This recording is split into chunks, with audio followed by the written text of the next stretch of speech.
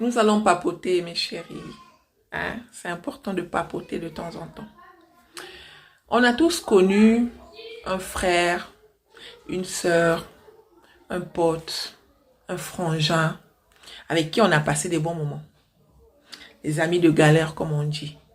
Des fois, vous n'étiez pas forcément très proches, mais c'est des personnes qui étaient là à une époque où personne ne croyait en vous. Ils étaient là à une époque où vous n'aviez personne à côté de vous.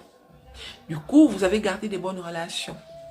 Le souci, c'est que des fois, ces personnes-là, 10 ans plus tard, ils sont toujours au même endroit. Et pourtant, c'est des personnes que vous pouvez aider. Mais dans leur façon d'être, ils ne sont pas chauds en fait. Ils sont toujours dans les projets.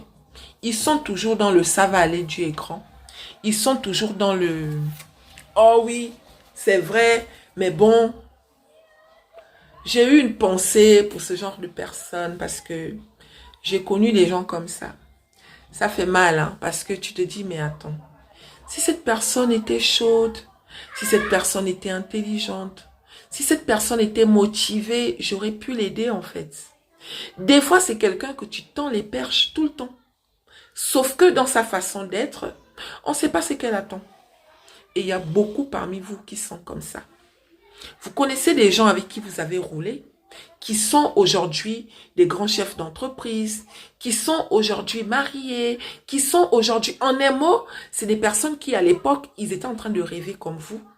Mais pourtant, aujourd'hui, ils ont réalisé leurs rêves. Vous, vous en êtes où? Est-ce que ça vous arrive de faire le bilan? Et pourtant, vous êtes toujours en contact avec ces personnes. Si ces personnes-là vivent en Europe, quand ils viennent en Afrique, ils vous ramènent toujours des petits cadeaux. Ça fait mal, hein?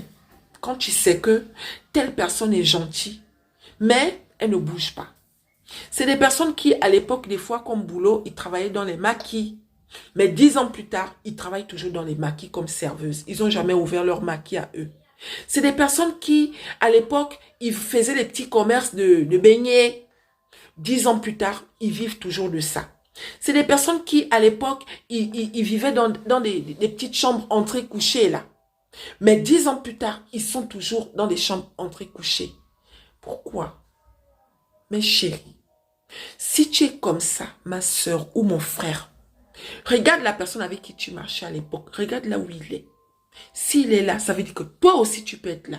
Ce n'est pas normal que 10 ans plus tard, tu sois toujours au même endroit. Pitié. Pour nous là qui avons les cœurs sensibles, ça fait mal. D'accord? Essayez de revoir ça. Je ne critique pas. J'ai juste mal.